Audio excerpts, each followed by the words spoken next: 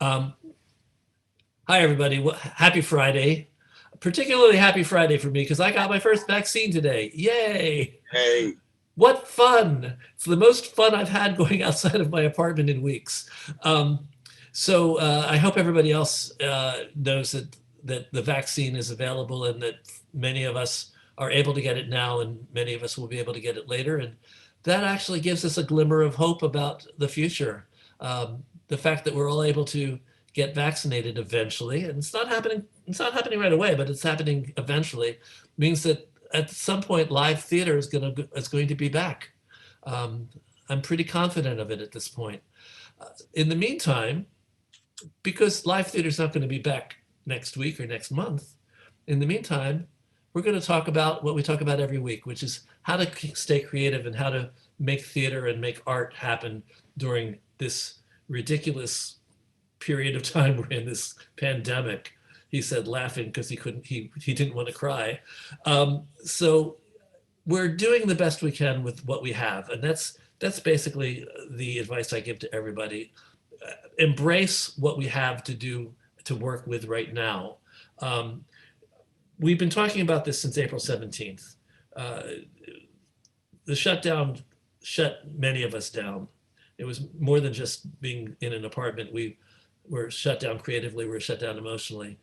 We're all, or most of us, I hope, all of us, have made the emotional pivot, have accepted what needs to be done in order for us to stay well and healthy now, so that we can live the lives we want to live later. Um, we talk about this every week, and I've been a proponent of using virtual presentation willingly and with with creativity and with a genuine embrace without resentment. A lot of us went into virtual resenting the fact that we couldn't do things live. Um, I've been talking about this since April. This is what we have. There are really things that we can do that are meaningful and exciting and creative. And for those of you who came to our event, our TRUSpeak benefit on Sunday night, that was me going out on a limb and saying, look, everyone, this is what I'm talking about. Um, I haven't heard from the people who didn't like it, but based on what I've heard from the people that were extremely enthusiastic, there is truth. There was truth in what I believed. Um, it's kind of amazing when you, in your life, when you believe something with all your heart and it actually turns out to be really true. Um, so I'm very grateful and very blessed. It wouldn't have happened without the gifts, without the talent, without all the people that I brought together. And I think maybe I convinced them that they could do more than they thought they could do. Um, we'll talk about that now. I want to actually introduce you to four of the directors and the overall technologist of the entire event. Uh, the technologist was Iben Cenholt. There'd be no event without her. Thank you, Iben, for an amazing, amazing job. And four of the six directors are with us this evening. It's 5:17. I can say this evening now. Um, we have Jessica Garrou, who was the director of Virtual Happy Hour, the musical.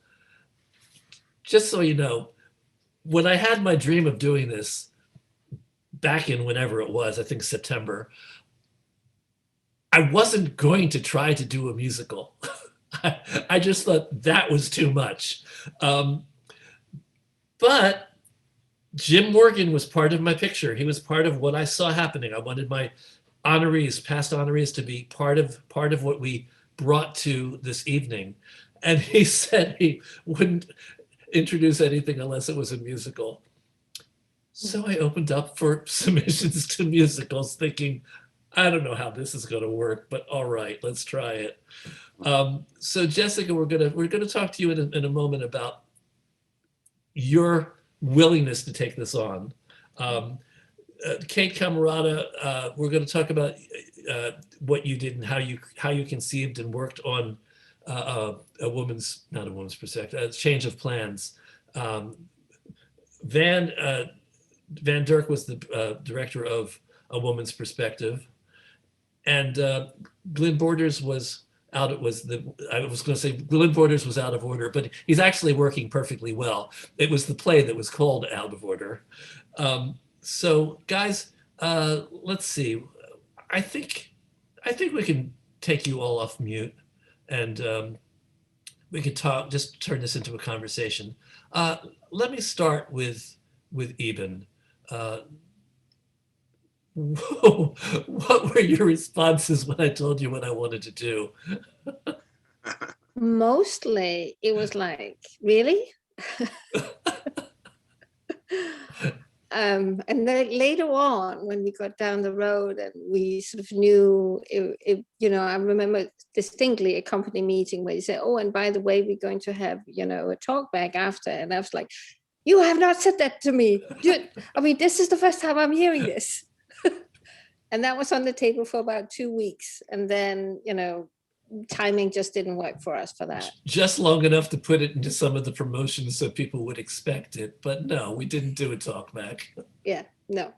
But instead what we did was we had that wonderful after party that John Land put up instead. So I think that was more successful than any talk back would have been. So what was your experience? As you recall, what was it I handed you, and what was it I requested? Do you remember this? Yeah, the first thing you requested was you didn't want talking heads in frames. That was the thing. And the next thing you said, I'm hoping that people would be able to do something different for each of the 6 plays. And as I checked in with the various plays, it turned out that was not a problem. It would be. And, of course, because you have different teams. Then we had the speed date where we met, everybody, and people were picking up which technologies. We had writers and directors on one side, and then we had technologists going into each of the rooms saying, okay, so what can you do? And it came out beautiful as well, that people with different abilities fit with the different teams. So it was just fantastic. I thought. Let me explain this to the producers in the room. What I did was I went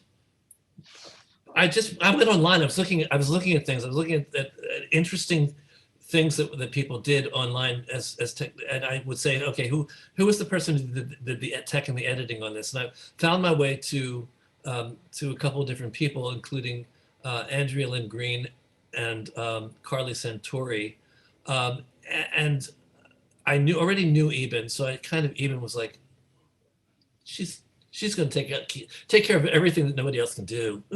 Which is essentially what You're happened. saying right? that now. You did not say that then. No, I never would have said it to you. Of course I didn't say it to you, but I felt good knowing that I had somebody that was as skilled as you and knew so much about it. The idea, the speed date that you referred to, I wanted to explain. It was really a production meeting. It's what we call in theater a production meeting. I had everybody in a Zoom room, and then I was able to actually create breakout rooms for what you call the speed date, which is an opportunity for different teams to meet different technologists. So that's the producing clue to anybody who wants to try doing this. You probably can make it work by just assigning people as teams, but we got all the submissions. I had readers. We had I think it was six or seven of readers, including Cate. Cate and I kind of led the charge on this, and even also you were a reader on this as well. And we got it down to 10 submissions. Any of them I would have been proud to present. They were all terrific. And then I shared them with the directors. I basically reached out to 6 directors, and it became up to the directors to pick the pieces that talked to them the most. And then the other part of the piece that I was committed to from the beginning was I wanted every director and every writer to have a technician, a technical person that was going to be working with them. So so that's how this started. That's how it happened. And my thought was that with teams of director, writer, oh, I also assigned producers. I wanted every piece to have a producer. Um, very, very important to my concept. Very important. I wanted doing what we did with a 90-minute play and just one team working on it would have been devastatingly hard. It would have been extremely hard. But by breaking it into 6 unique pieces and putting teams together for each of the pieces, I think that we had something that I felt I could make happen. I could arrange the pieces so that things would work. So Jessica, let's start with you, because you were sent all 10 pieces to read. So what happened with you when you read the pieces? They were really inspiring pieces, and I don't know, the musical, just the concept of the musical. I think I probably, when I had read it, had just gotten off of a virtual happy hour. So it really rung true, this moment that we're in of disconnect. Do you remember what you said to me when I think I said, that is to do the music. It was something about being the most ridiculous idea ever to try to do a musical or something along those lines. You said this may be way beyond what I can do, but I really want to try to do the musical. Yeah, I think that was it. And I tried. I really thought about the other pieces quite a bit, and they sounded great, but there was just something that kept drawing me back to the musical. And so I remember actually looking at my husband and said, I'm going to try to do a musical on Zoom. And he said, okay, honey. And so there we go. You know, we'll laugh about this. We'll talk about how ridiculous these ideas are. But the takeaway for this is jump in and do it. Everybody, jump in and do it. You can do so much more than you think you can do. Look what Jessica did. I think one of the beautiful things that Jessica did, and once she had decided she was going to do that, she reached out to her, to Brandon, to do the virtual, because there is a virtual person in that musical, and you went with it, you embraced it, you just all the way out there. Well, I think whenever I direct anything, but certainly in this piece, I went with this of not knowing what we could do. Like, I wanted to take it farther than anything that I'd done before on Zoom or even as a musical. And so that's exactly right, Iben. First thing I did was reach out to Brendan, because I said, okay, there's this avatar character, this AI character, and I don't know I have an idea of what I want it to be, but I don't know what that might be and how I can bring that in. So I reached out to somebody who plays in that space for real. And then thank you to Iben for connecting us up with Ben, who brought the music direction part and also the audio direct piece. One of those technologists that Bob was just talking about at that speed date, which really did feel like a good name for that moment, was super excited about production meeting. It was a production meeting. Anyway, one of those technologists was really keen on doing musicals online. It's one of the things that he really wanted to do. And so we tagged into him. And then I also knew that I had Henry to help us with the final editing pieces as whatever I needed there. So I really felt like I had the ability to take Richard's amazing words and Matthew's amazing music and just find the right people to stretch. And that's what we did. We said, hey, how can we literally bust out of these boxes? Which, if you saw Virtual Happy Hour, we literally busted out the boxes. You did. It was an amazing job. Glynn, what was the experience like for you? You actually, I think everybody got their first choice. I think all the directors got their first choice. Yeah, you sent me the 10 scripts. This is gonna. Can everybody see that? What it says? Weird shit. Yeah. I keep it in my phone. I've had it for years. I trust it because weird shit happens. So when you sent me the plays, I printed them and I laid them and stapled them, laid them on the bed, and the first title that jumped out was Out of Order. So I said, okay, that makes sense. Then I read the copyright date. It was my birthday. And so, so then I read the play, and then I wrote you back immediately and took that, but I didn't read any others. So this is a lesson in how to make good business decisions, everybody. Absolutely, go with the weird shit. So, yeah, so I read it. I loved it immediately. I got in touch with you. You put me in touch with Kat, and we just started working on it. And the thing that worked for me immediately when reading it is not just the story and how quickly it moved and the characters. Can I stop you for a second? We're getting feedback from somebody. Can we figure out where this is coming from? It stopped, whatever it was, it stopped. Okay. Thanks, Glynn. Go continue, please. Where was I? Characters was the last thing you said. TCAT, and we're talking about the characters. Yeah, okay, yeah, and the characters reached out, but it was also that the flashback was 1967. As soon as I saw 1967, I went, oh, pop art. We've got to go with the pop art, and I think it worked. And most of it we created. Just even in me, it's like so. And I had no idea how to do anything. I can barely send an email. And I agree. See,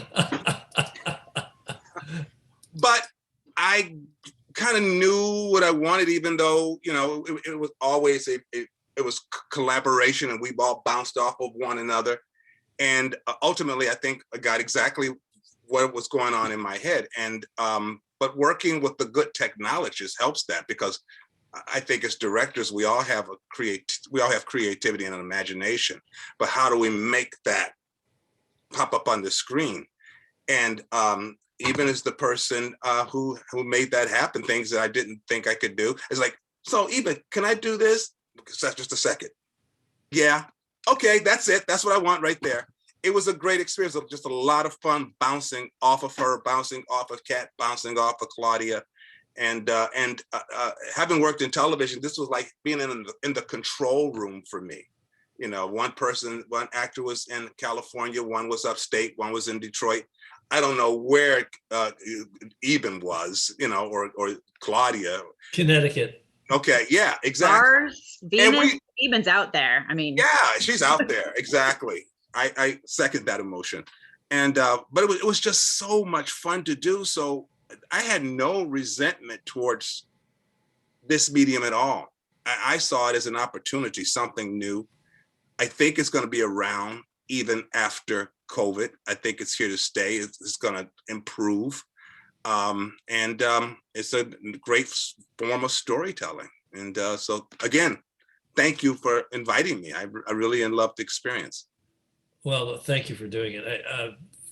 We'll turn off the Mutual Admiration Society for a second and just keep talking about the nuts and bolts of this. I want to remind everybody that there's a virtual hand raise. So if you have a question or a comment, I know a lot of you are here because you wanted to find out how the hell did they do that.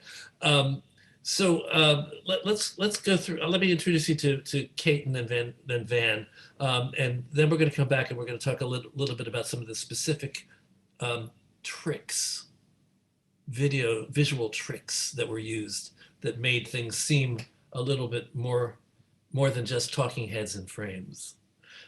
Kate, you were with me on this from the beginning because you're the literary manager for True.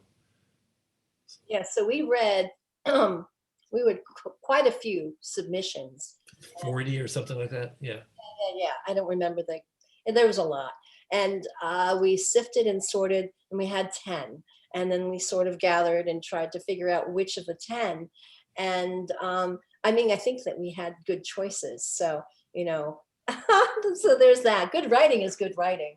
And then Bob had invited me, thank you, Bob, to direct Change of Plans by Michelle Ann Miller. No, I invited you to direct, and I asked you, what would you like to direct? And you said Change of Plans. Oh, is that how it happened? Yeah.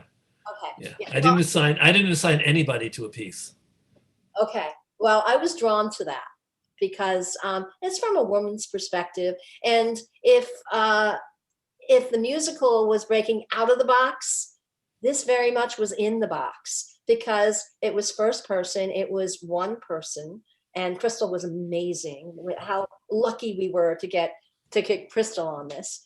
And it was first person speaking right into a computer, very personal, up close and personal. And what I wanted is that threat. So that was my overarching vision, just the panic and the imminent threat that her husband might come out. Okay, so let me just remind everybody, all my speakers, not everybody in the room has seen the show, so we have to give them some clues so that they have a context for what we're talking about. We may have to do some spoilers. Okay, so basically what Cate is talking about is it's a woman who is isolated during COVID with her husband, who's locked away in his office in the apartment. And little by little, what we begin to realize is that he's very threatening and that she's in a terrible situation being stuck in isolation with this man. I mean, all of us wanted to just come in and rescue her, get her away from that maniac. Yeah, and I think it's the opportunity of this hybrid medium that we could really be up close and personal and really affect people even within, the 16 minutes that we have. The 12 minutes you had, but it's okay. It's another story. Van, you read them all as well, and I know that a woman's perspective jumped out at you as your first choice, but you were actually you liked a number of the different pieces. But by the way, I want to just say that every piece that was submitted, all 10, were on somebody's list, one of the director's lists. So a lot of it had to do with programming the evening as well as giving directors the choice that they were hoping to get. So tell us, Van, what was your response when you read the pieces, all of the pieces? In my case, I had read all the plays, but A Woman's Perspective, I think, was the last play I read, and it wasn't my first choice. And what compelled me was seeing that, all of the people who had either been murdered or killed by a police officer. Okay, so spoiler alert. This play is about a woman played by Regina Taylor, who is responsible. That's not my point. What I'm trying to say, that wasn't the point I was trying to make. The thing is that the playwright wanted to just hear the voice. And I wanted to actually have the person appear in the play because I thought it would be more effective of seeing them. And in my case, I wanted them to be a spirit doing a visitation because I've experienced that myself. So the context, Van, the context I was trying to give to people is the fact that this is a woman responding to the shooting deaths of the whole parade of Black Lives Matter incidents that we've lived through in the past couple of years. Right. So just so they know what you're talking about. Yeah, it's dealing with her perspective on that. And, the playwright didn't really tell you who this woman was, but, you did know that she was a God-fearing woman. She did, pray with the Bible. And at the end, in solidarity, she got down on the floor, which I did something different. But, it gave me a great challenge. My thing was to use the aspect of going from black and white, because we were dealing with a race issue and dealing with the basic of just seeing things how you would in the rawest state, and having Regina in black and white also with the white on so that her black face would shine out. And it's like you see her in her early stage. She's just taken a shower, so she's in her pure state. And then I go to the second scene where there's just a tint of color. It's still, the background is still black and white, but there's a tint of color blue in it. And then when she gets outside and she meets the other characters, then there's vivid color, which also represents how the real world is, where everything is coming to you at once. And then, of course, at the end of the piece, you find out who she really is and why she was going around visiting all these places where the murders occurred. But the most challenging thing was just I had to know throughout the piece where I wanted all the actors to look in response. So I had to know exactly what everybody was doing. And to even work with Iben, the first thing I did was ask her, can I do this? Can you do this? Can you do this? Can you do that? And once she did, that allowed me to have my vision and do exactly what I wanted to do. If it hadn't been for her saying the things that she could do, I would have been limited. But, you know, Bob, you did trick us. You told us initially it was for Zoom. And usually something being done on Zoom, I do in 3 rehearsals and a tech, and I'm done. So I didn't think I would be doing anything until like January. But on, you know, December 15th, I started. We got Regina like toward the end of January. And then I spent 2 weeks with Iben. So it was real rigorous. And she put a lot of time into making this happen. And I was so grateful with the end product. That's so key. I just want to chime in on that, a couple things, because first of all, I know this definitely took a lot more time than I think people realize that it takes to reach the level that we reached. Like, it's not just a bunch of people sitting on, calling into a Zoom meeting and reading a script. It was like putting on a full show. It was just a different medium. And that show in this case often required some post editing and things like that. So it was a big time. But also I wanted to say, Van, I was super impressed with what you did with that piece, because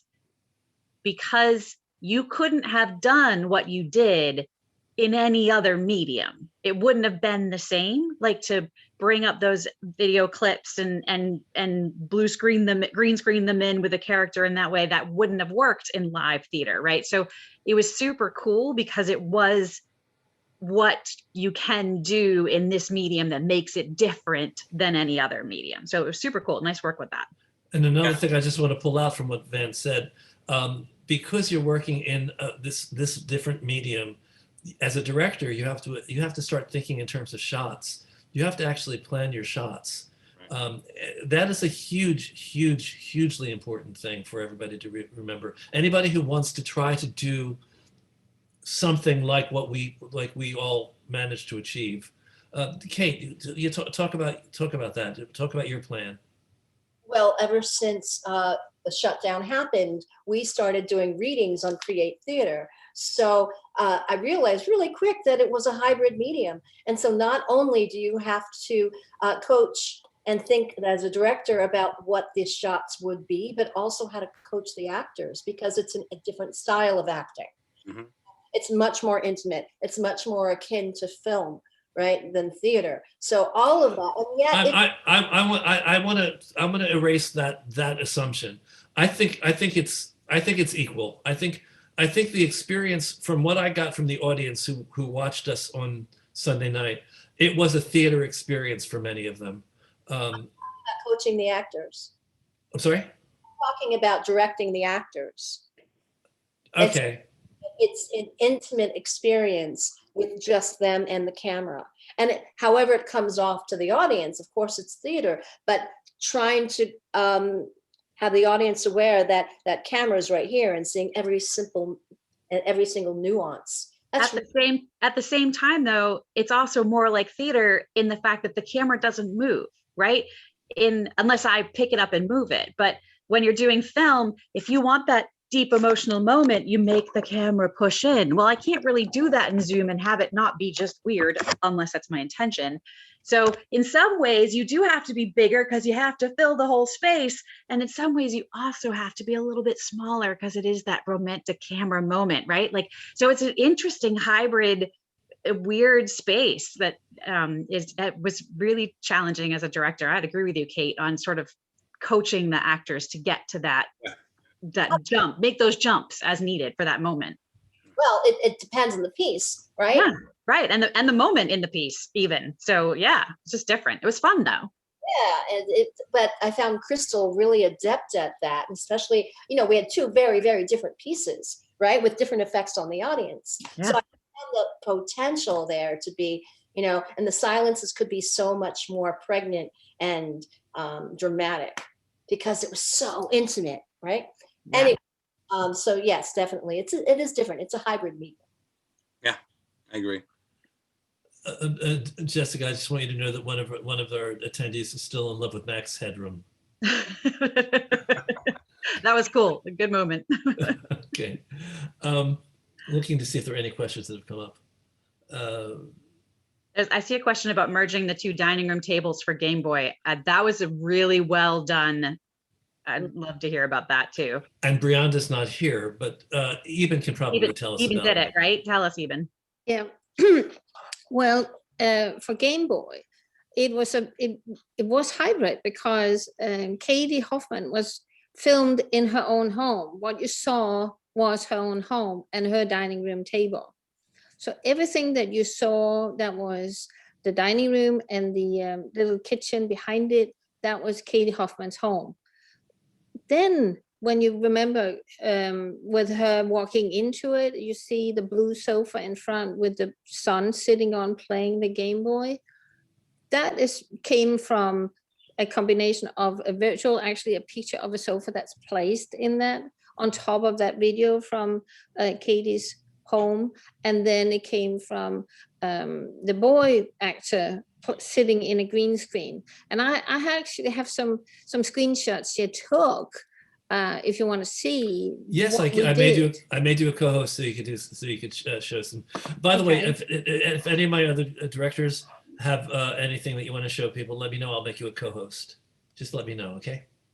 So these are literally just screenshots, but this is how, and I have most for Out of Order because that was early on in my process. But this is where the older woman in Out of Order who you see both in today's world and in 1967. So that's how we had her arranged. Basically, this is the chair she's sitting on, and this is the table that she puts her iPad on. I have something similar to show you for Van Dirk's piece, which was Regina Taylor. So you can see how we actually set up for her. We have two ring lights here. This is a tripod where we would have the phone that we recorded her, which was her phone. And this is another ring light. This is actually her dining room. So she moved her dining room table to make room for us to have this space. So is that photo because she had another? I had a laptop behind that I used for Zoom. So the next thing I wanted to show you. We're hearing some sort of scraping noise now. Yeah, no, that's my mouse. I'm sorry, I don't have a mouse mat. What? It was my stomach. No, it's my mouse. Because it's on a hard foot. So this is what we were seeing from the laptop. You see here, her phone that's recording. You see that red dot, and her now acting to her own voiceover, which we had her tape beforehand using the voiceover notes app in her iPhone. So again, I then used the voiceover, and the film that we created using this one, I used that and put together. What it looked like on Out of Order is this way. So here you see what we saw. You saw that picture where both of us are basically looking at her. I do have a picture somewhere which I haven't found for today. I apologize. Do you have anything with the pop art backgrounds so that people who weren't there could actually see? No, but I have something else which I found, which is this piece. First, we, for Out of Order, we had her sitting on the floor because she's supposed to be sitting on a bed. So we had her sitting on the floor in the right position, how she's going to look and look up into the camera. And then once we had that piece, it was possible to put her into the room like that. So basically, it's from Kate's point of view, it's right that it is a combination of what you do for film, because some of the thinking you have to do or for TV shows, you have to do that up front. You cannot just, sort of walk into it and do, even for Cate's piece, it's probably the most, you did not use any green screen. It was all right from the laptop. But you still had to plan out what you're going to do with her, where she was going to be, what was going to be behind her. So it made sense, because what you don't see in the piece that's called Change of Plan is that it's actually 3 different places, 3 physical different places. We have one apartment that you see where the camera is walking around, and the brilliant Andrea Lynn Green, which you've just seen, who did double duty because she was technologist on Cate's piece, but she was also one of the actors in Out of Order. What she did was she basically worked with the apartment owner, and she then filmed it using her own cell phone and sent that. So we use WeTransfer a lot and Dropbox, but basically that had been planned out. Okay, so what are we going to see that fits with what is being said in the text? And I remember initially that was a little bit of a hiccup for Cate and her team, is to find a person that's similar to Katie Huffman in Game Boy that was willing to actually have their apartment filmed.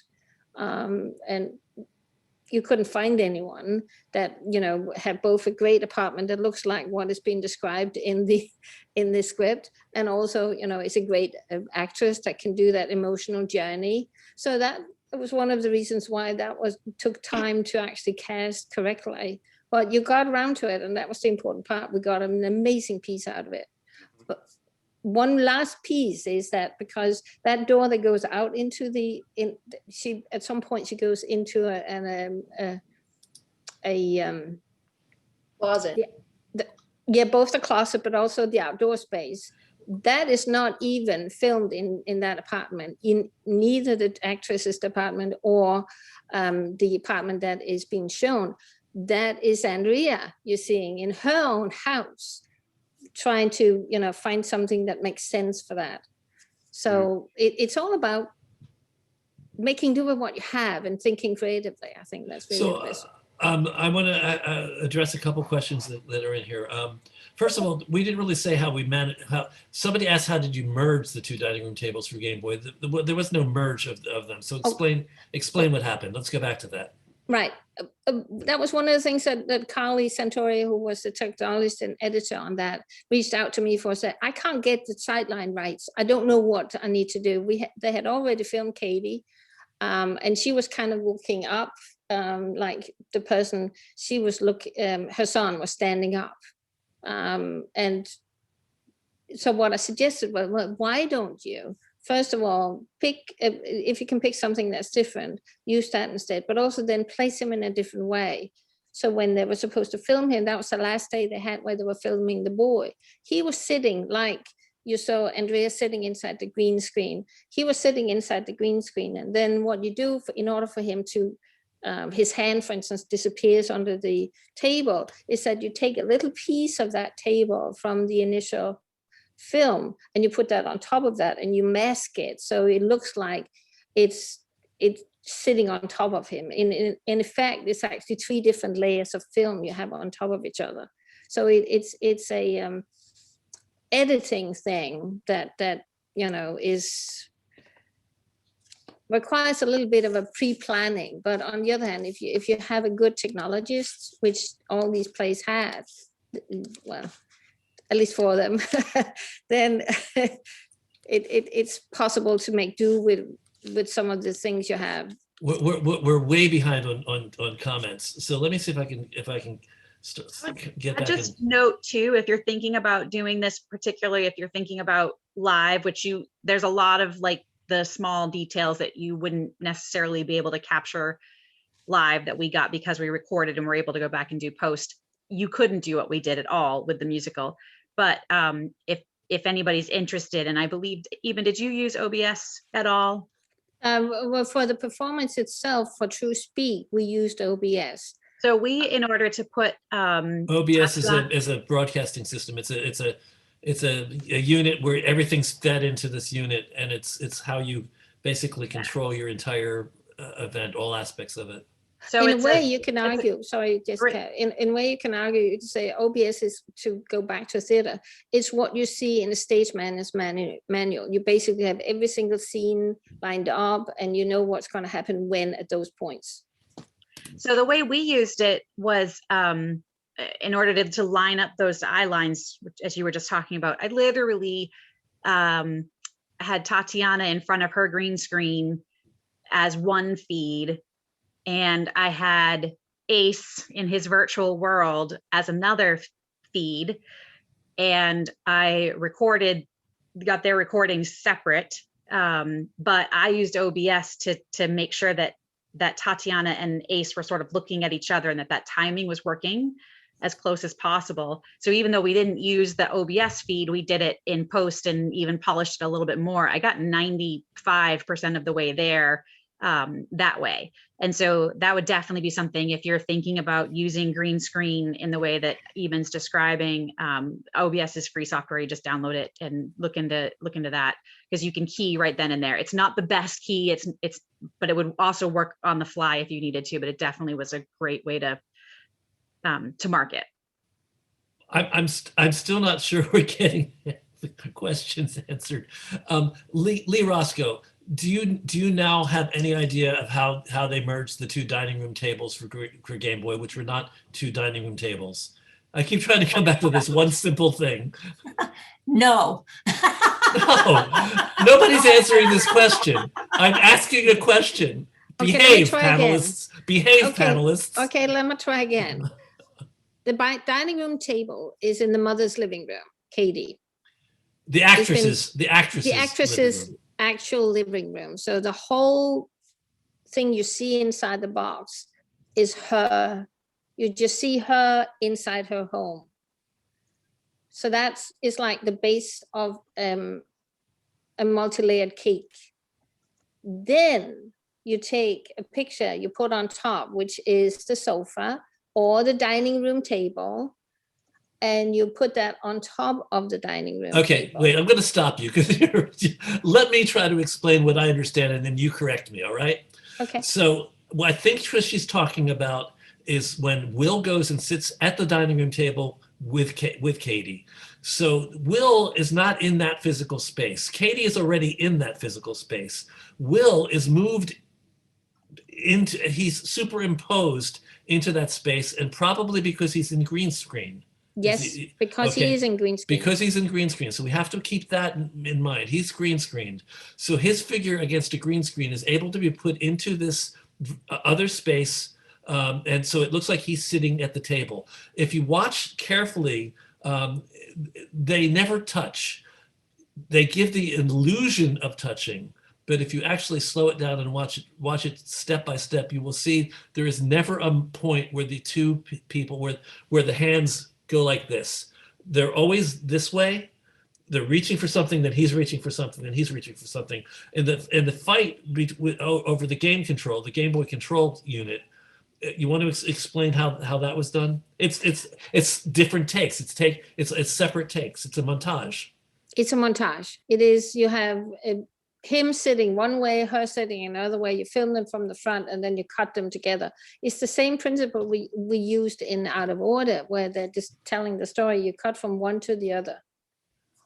So I can pull that out if anyone is interested in seeing that, but it's kind of boring. Well, I don't want to show anything boring. I was going to say yes, but you talked me out of it. So let's go to a next question. Ralph Lewis is saying, I'm not sure how you do more than a Zoom staged reading in just 3 rehearsals. Okay, so let's go to the rehearsal situation. For the theater authorities rules,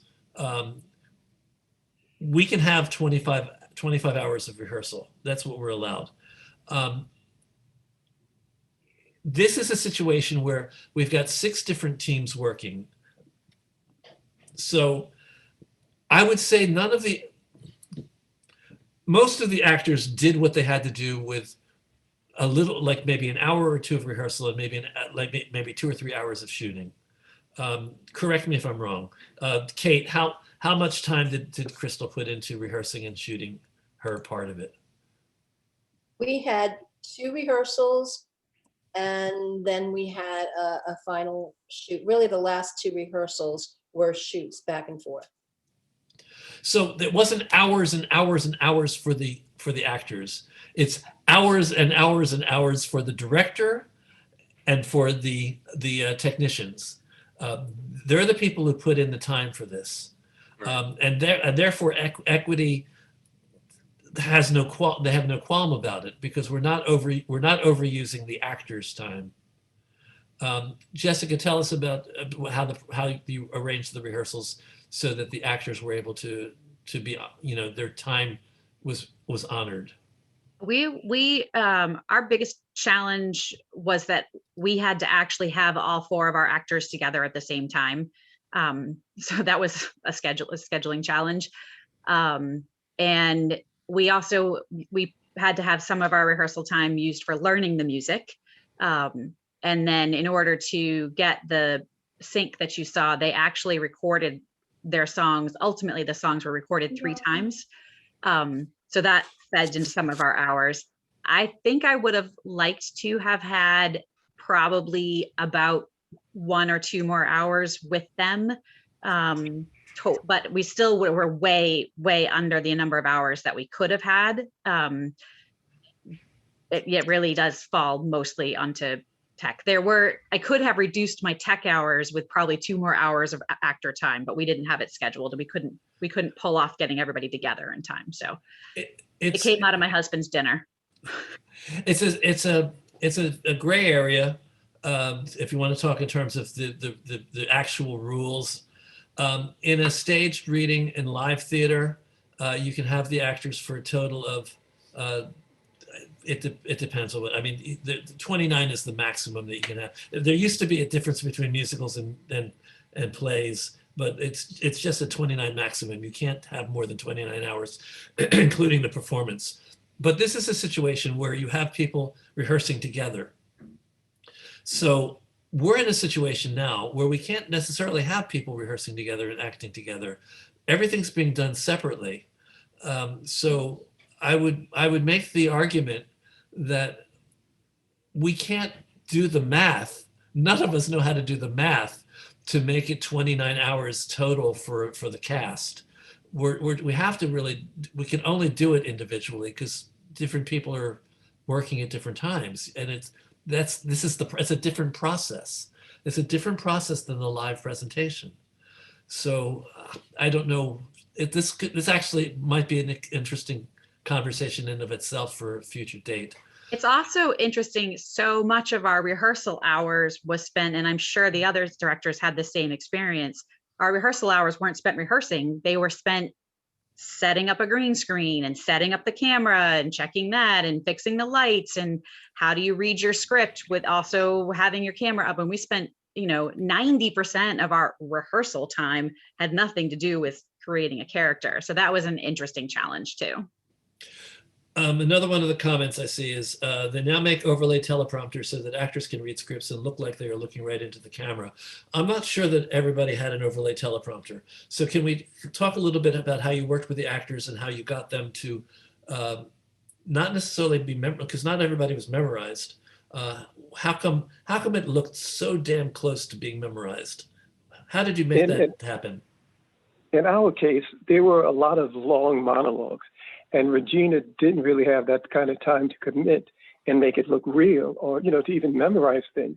So we came up with the idea of using the teleprompter so that she could read it. And I came up with the idea of having at least 2 of her monologues done as a voiceover. And then I would just work with her so she could go through the motions and the responses and have her eyes in a certain place so that we could actually see her reactions to what she was saying. So that took the most time. I have a question about that, Van. I've been wanting to ask you this.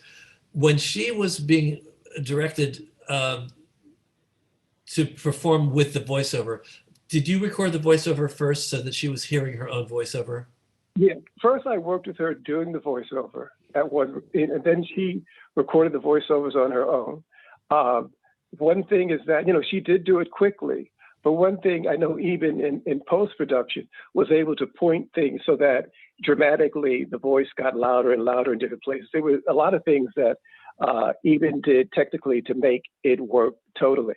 But she did the voiceover part in advance. So when we had the rehearsal, she would play it.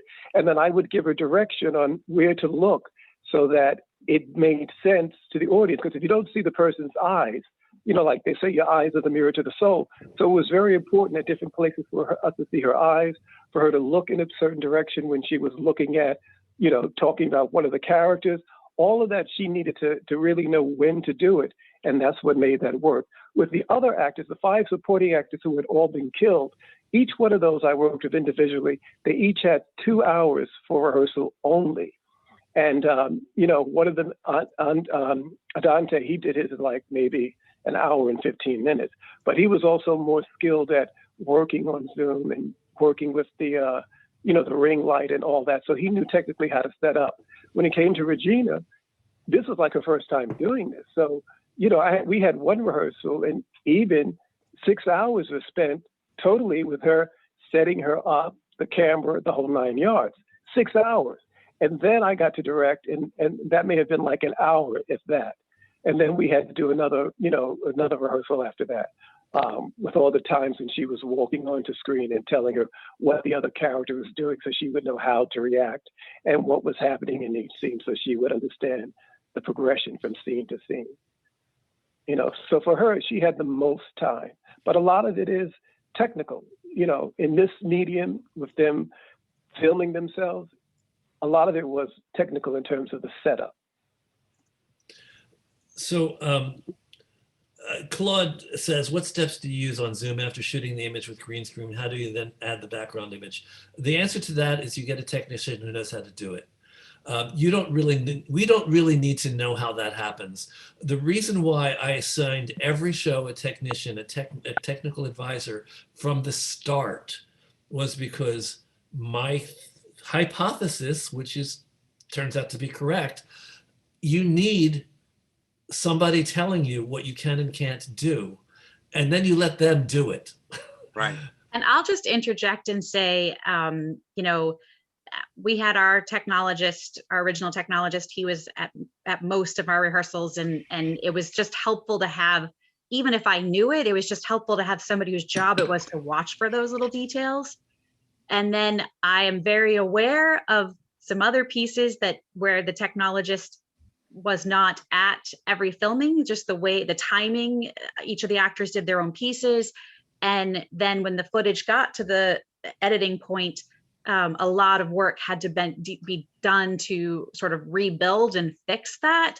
And I don't know if I can give away the secrets, but in Zoom, one of the actresses was only able to shoot herself in sort of an oblong way. And so Henry actually put shoulders on her so that she would match the rest of the actors.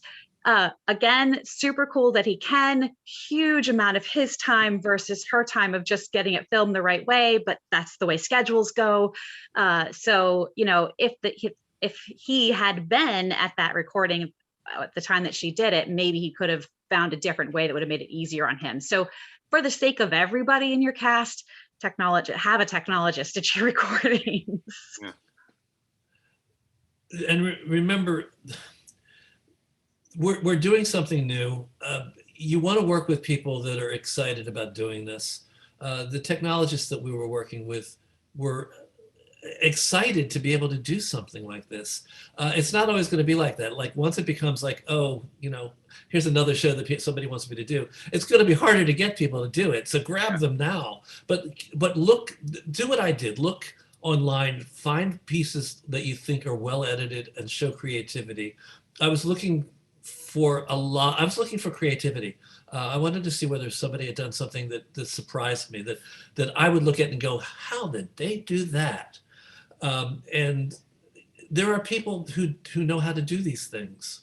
So find them, work with them. Collect them, put them in your pocket, take them home with you. Those cherish them, cherish them, really. True. Marry them, right, Jessica? Marry them, that's what I did. Jessica in this case was married to the person who wound up doing the final edits on your show. Yes. So we're asking people to do a lot. What was that, Yeah. Kate? Kate, what'd you say? Sorry. I said I felt like I had an intimate experience in the editing room with my producer and my technical director. You got me beat. It does become a very intimate place.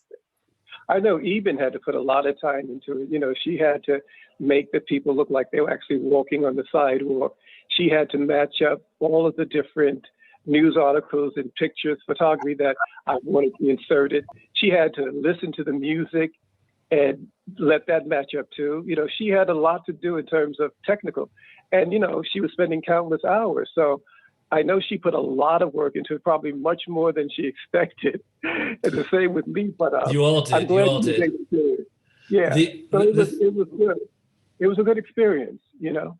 It was a great It experience. was a really good experience. Yeah. And that's what you want. That's what you want when you put together your teams. I don't want to pretend that it's easy to do this.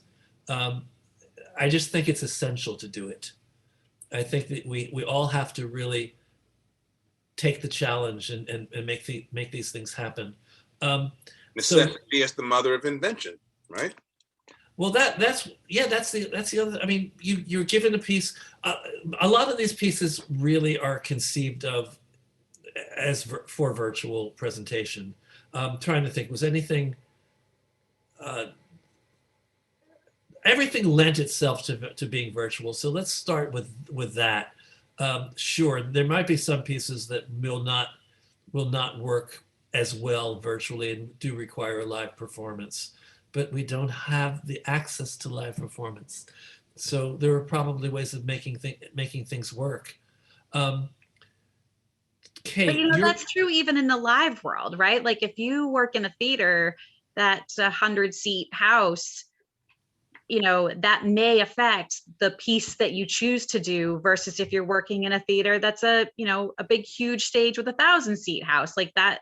We always choose our pieces, or we try to choose our pieces sort of based on where you're going to take it, or then adjust your piece based on where it's going to be.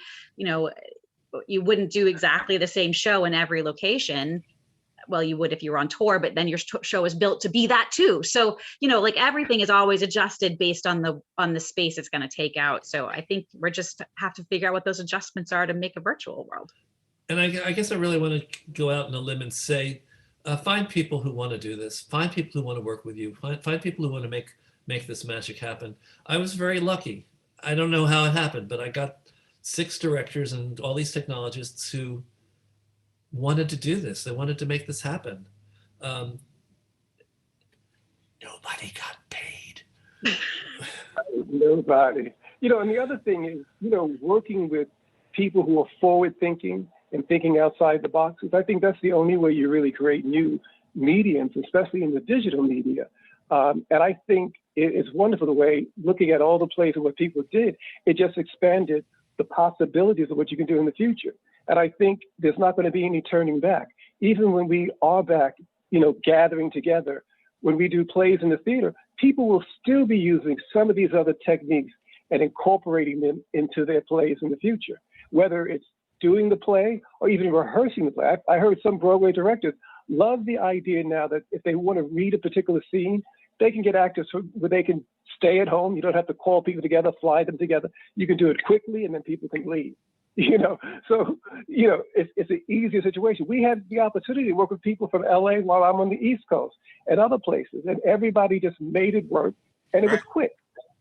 You know, so there's been a silver lining in working in this medium that we're all going to take advantage of in the future. And I think having the technicians who are always going to be thinking of new ways to do things are going to just take us so much further. And that's the beauty of it.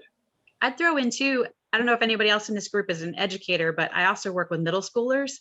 And what a difference the experience the middle schoolers are having. Some of my middle schoolers who would normally, be center stage are kind of not comfortable with it. But on the other hand, I've got middle schoolers who have suddenly developed a passion and a love for presenting because they could do it in a space that was safe and a different calm environment where it's a one to a screen versus one to many. So it's just there's a lot of ways where this is just changing the world. It's interesting. And the other thing I wanted to point out is that from the actor's point of view, almost all of them were reading. So I mean, this is a staged reading that is able to be viewed as a performance, which you can't do on stage. You can have people holding that script. They're going to be in front of music stands. You can make things happen in Zoom that you can't do, that you wouldn't be able to do live. Well, this is where it's like television, because almost a lot of the live shows, almost all the live shows have teleprompters. Everyone's reading. And he knows because he used to work on the Dave Letterman show. Yep. Well, Dave did cue cards. Colbert does does the thing. Teleprompter. Yeah. Dave only liked cue cards. Only paper, right? Only paper. Only paper. So to go through these again, because there's tons of questions. What is the best screen to use? Is fabric better? Is the green screen better? So this is to Iben or whoever wants to answer for anybody. What? Generally speaking, if you have anything that needs to form around something, you need to have cloth, and it needs to be taut. It needs to be real. It should not look like what we had for Maggie Bird. I had to work very hard to get all the creases out of that. Mm-hmm. Yes, that's the key. I wanted to say thank you, Iben, that when you are working with green screen, one of the advantages to some of those little pop-up ones is that they do pull taut automatically. The disadvantage is they're usually pretty small. So I say if you're investing in one, the bigger the better, because you never know, you might need more space than you think. But if it has any wrinkle in it, then your post-production person is not going to like you, as they have to go and take those wrinkles out. It doesn't work as well. And it's just this, you can imagine the wrinkles are the same as your Zoom. When you see those artifacts in Zoom, that's the wrinkle in the green screen, right? So you have to still get those out. So you're looking for fabric is great, but no, you need to iron it, pull it tight. There's green screen paper, which is a lesser expensive but disposable option if somebody, depending on what you need. I know we're using those over at the high school a lot. And you can also buy green screen paint, and you can paint a wall or paint a piece of plywood and just move the plywood wherever you need it to go. So there's a lot of options. Also, even to some degree, any plain neutral background has some you can work with. That's correct. I mean, the biggest reason why it's green screen or blue screen for people who are blonde is that it's about the difference between where the person is and what's behind them. So you want to take that out, but you also want it to be something that's easily recognizable by the software you're using to do it with. And that's why that software know what a green screen looks like. It will take it out just like that. If you have to go and use an orange background, for instance, that is a different piece of work. But I'll say too, if you're using Zoom and you're just trying to do the quick green screens in Zoom, now Zoom has the option for you to choose the color of your green screen. So I could choose the peach behind me, and that would pull out that whole color. But the peach behind me is the same color as my skin. So if I was to do that, it would pull out my face as well as the wall behind me. So if you're doing a show that green is important in the costumes, you don't want green screen. You're going to pick a different color. Yes. So I want to move to something else because I think it was so late. Mary wants to know what exactly does the dishwasher do? No, what exactly does the producers do? So basically, I viewed this whole thing as it was an enormous project for me to take on. I couldn't do it single-handedly. So I thought of it as a corporation, as a business. I was the executive director of the corporation, and I had departments, and each of my department had a head. So the producers are the heads of each of the department, the 6 plays. I told them what I needed them to do. I needed them to keep an eye on budget. I needed them to keep everything organized. I needed them to keep it on schedule. I needed them to tell me when expenses were coming up that I wasn't expecting. So the producers were really producers. They were producing, each one of them was producing one of the 6 pieces. They were the communications conduit for each of the companies. So everything filtered. So I'm not hearing from 16 people in a company. I'm hearing from the producer. The producer is communicating to me the needs of the director or the technologist or the actors or the whoever's working on it. So that's what the producers do, and it's a lot. It's a big job, and I thought my producers did a terrific job. I was very proud of them. Yeah. There are too many. I've never seen so much conversation in a chat. Do me a favor, please. If there's something that hasn't been answered that's in here, because it's very hard for me to go through all of these right now and catch up. Okay, here was what was roughly the timeline for the tech. What the timeline was supposed to be, and what the timeline was, basically, in a situation like this. Let me just say it this way: we were meant to have this done by the end of January. We just managed to get it done for the 21st. I mean, literally the night before, I was sitting there working. And my job was to keep an eye on all this and say, oh, this isn't going to happen in the timeline I was expecting. And so the other advantage of doing a benefit on Zoom, you don't have to rent a space in advance. You haven't given them $5,000, $10,000 so that you have that space available on February 21st. So I had a target date, then I had another target date, then I had another target date.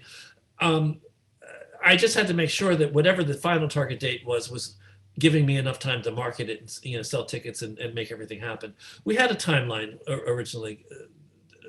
Even remember we I put think together, it was the 30th or something, 29th or the 30th. No, actually, the original was the 15th. If the 15th of January. Oh yes. Yeah.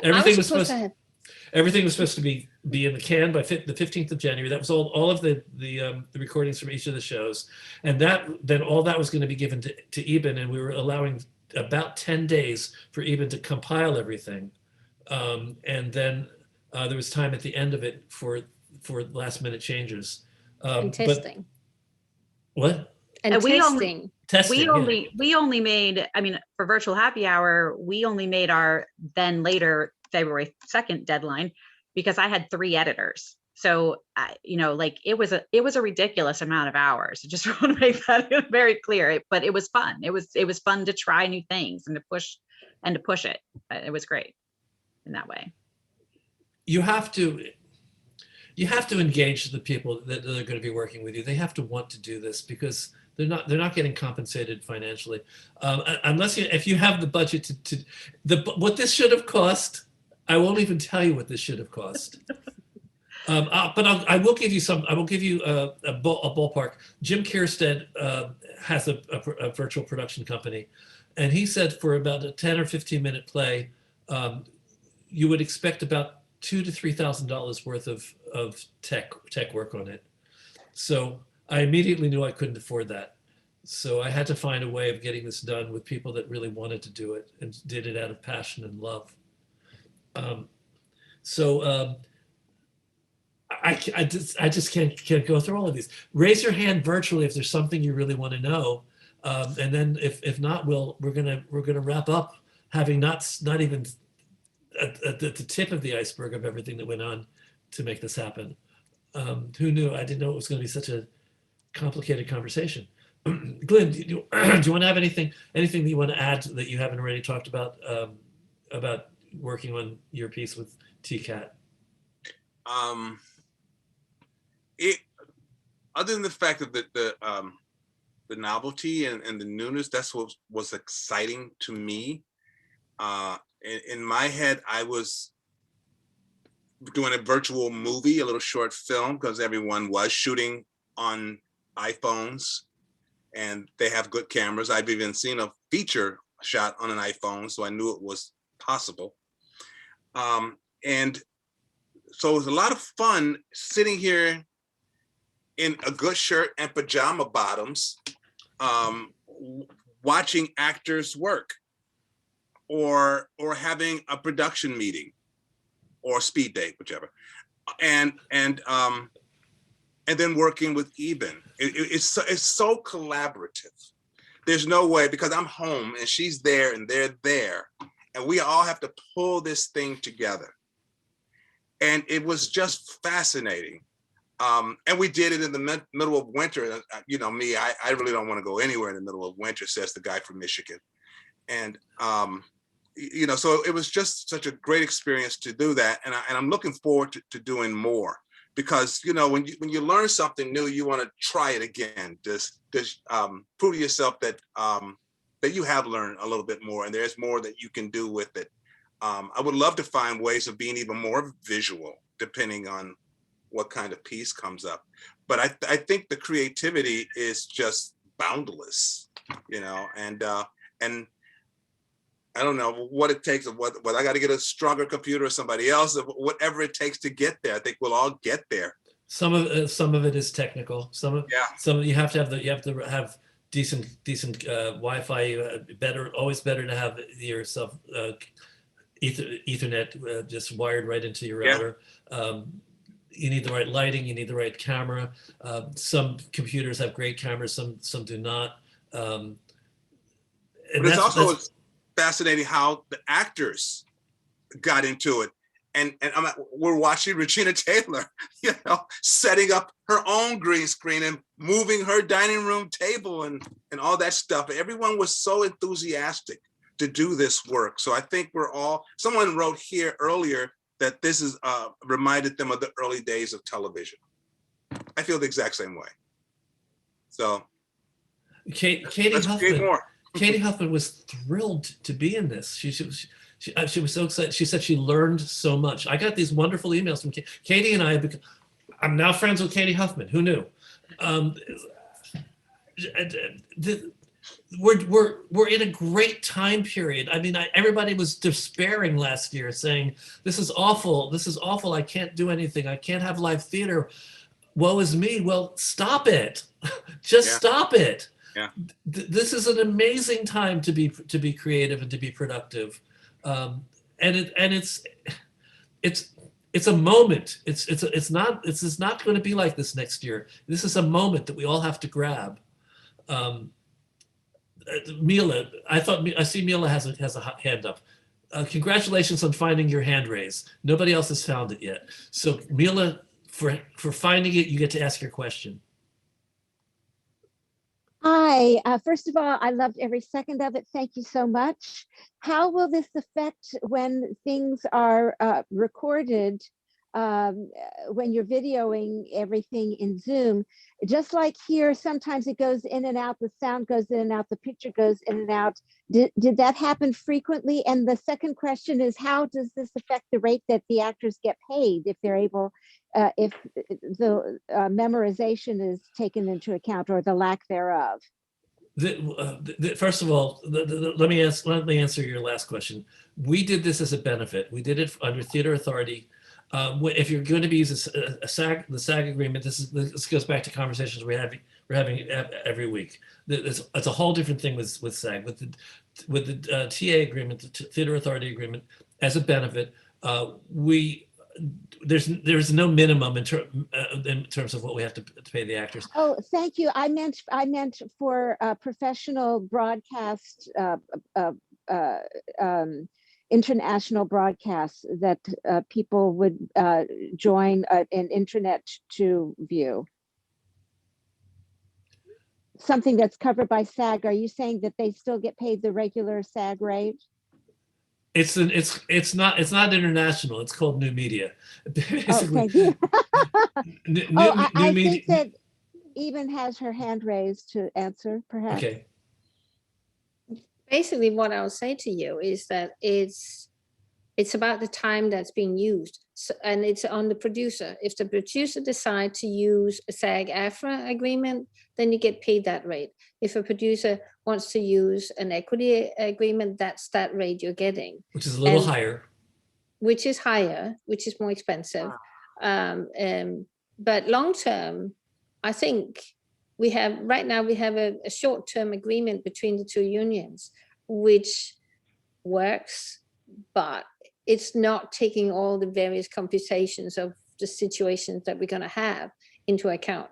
And I feel that equity really needs to get on board that this is, otherwise they're going to be left behind. Yes. SAG is going to run with it. Kate, what are you saying? And my second question that I don't want to forget is, did Zoom go in and out, or the sound go in and out? Because when things in this meeting, the sound was going in and out, and how did that affect your recording? The sound was going in and out on your computer. I don't think it was going out in and out for anyone else. I didn't hear anything going in and out. You heard me going in and out. I don't. Okay, did anybody so- hear me? Did anybody hear me going in and out? No. Well, So my you have to question is you have to get a directed to better when it you was have to get a recorded. better Forgive me, I'm sorry. you have to get a better Wi-Fi connection. You have to try to get an Ethernet cable and go right into your router. I which- have that. Then where are you located? Find a better internet. Oh, I can tell you what. It's look up something called TP-Link.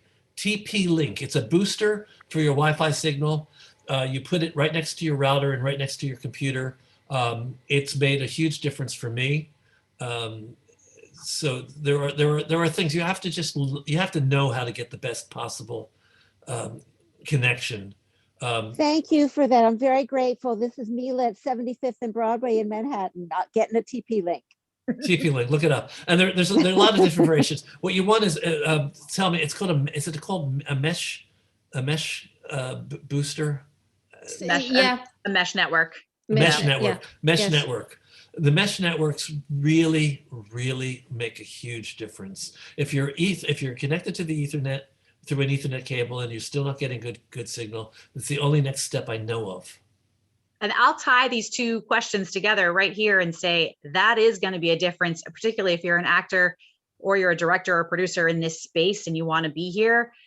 The ability to be able to have a reliable connection, to have a decent microphone, to have your lights, that will be a make or breaker. I mean, we're going to see that on resumes. I think we're going to start seeing resumes that come in that say, I work with kids, I love dogs, and I have a great ring light and a strong Wi-Fi connection. Like, I think it's just going to be a factor in where we're going. Yeah, it will be.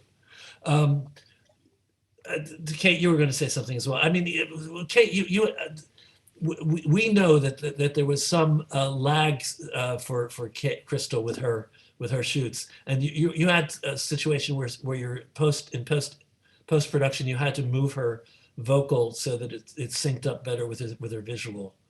So I mean, there's another secret for everybody to know. Yes, it will happen, and then you have to do something in post production. We did too, and we just slid the audio in post and time remapped a little bit to make it happen. Yeah, But that's a post. Yeah. Well, I did that for All of them. even after for Change of Plan as well. So I did it for most of the ones. Well, the woman's perspective, she had to sync up some of Regina's vocal, the audio with the actual face. Yeah. Which again So goes to that's that a lot of you need that technologist who knows to capture the audio separately from the video so that you can make those adjustments afterwards, right? So we actually recorded on 5 different computers at one time so that we were getting the video that we need, the 4 versions of video plus the audio that we needed. So just your technologist is the key to making that happen. So and I think outside of this in the future, for the actors, if they're going to be in a position where they're also doing the lights, also doing their sound, also being the technician in terms of setting up, it's going to be expected that they're going to be paid more than scale because they're doing 4 jobs. So, all of this is going to change in the future in terms of how they're paid. And I have to say that I started off a little bit shy about that, but as it turned out, like I had conversations with Regina Taylor, I had conversations with Cate, I probably had conversations with a lot of the other people on it. They were all grateful to be able to work in this medium and learn. They didn't mind. Yeah. They knew they had to learn this, and it was an opportunity for them to learn how to do this. Oh yeah, I think all the actors I've worked with who weren't doing anything all loved it because they were learning a new tool. But I'm just saying in the future, after we've already established it, if you're looking in the future and you know that you're doing so much more work, you're going to be expected to get paid for the work you're doing. That's for sure. I think that only makes sense. Yeah. But I mean, the beauty of right now, there were so many actors who've worked with us who get paid who were willing to do it because they knew they will also be learning a new skill. I remember one time we were doing a show, everybody knew how to do everything on Zoom except one actor. And when he realized he was going to be left behind, he got on board real quick. He wasn't going to be the odd man out. And that happened with another play I was doing called With Banners Flying. There was one actress, you know, she couldn't figure out how to do the virtual background, but she worked with one of the technicians who helped her. And when she did it, you know, she learned a new skill and she was thankful. So it's going to change everything for her in the future because now she'll be able to use it whenever she's auditioning on Zoom or doing another project. So a lot of them appreciated the fact that they were learning something new. That was a good trade-off in terms of the experience. I agree. TCAT's poor virtual hand must be so tired by now. TCAT. Well, I just want to piggyback on what Van Dirk is saying, because absolutely, the actors have a lot of tech work to do. And one of the things we haven't mentioned is uploading all these huge files to Dropbox. True. That takes time too. So God bless them for doing that. Yeah, very true.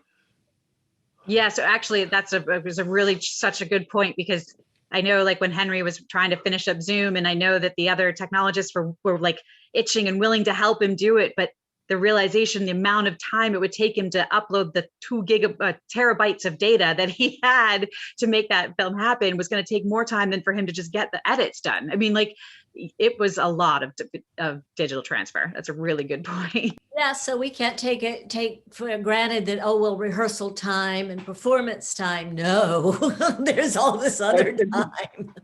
And Regina didn't know how to upload because she was learning on the spot. That was like a whole new skill. You know, Iben had to tell her how to download the app, how to upload. But, you know, she was thankful because she was learning something new, but it still took a while. Mm-hmm. So there's so mumuch more we could talk about. I think I'm going to do a follow-up to this, maybe next Friday, but maybe later, where I'm going to have just the technologists here, and we'll talk about it specifically from the technology point of view. We have to stop. I mean, it's 6:34. Normally, I would have put you in breakout rooms. I can still do breakout rooms if you can indicate whether you want them. Could I have hand raises of people that want to meet each other and want to have smaller, more personal conversations? And I also want to thank everybody. I have to do my YouTube ending. Thank everybody for being with us today, and thank you for being part of the True community. Hope to see you week after week after week. I'm going to keep doing this probably even after the shutdown ends, because it just seems to be something that's useful for all of us. So remember that well, you know, I'm coming off of a benefit. We did well in the benefit. We didn't quite make our projections, but we certainly did perfectly well with it. So if you want to donate and you didn't go to the benefit, donate. It would be appreciated. That would be Joe's gonna type in the. He already has. He's on. It's in there. Already. He's so on it. There it is. TrueDonate.com.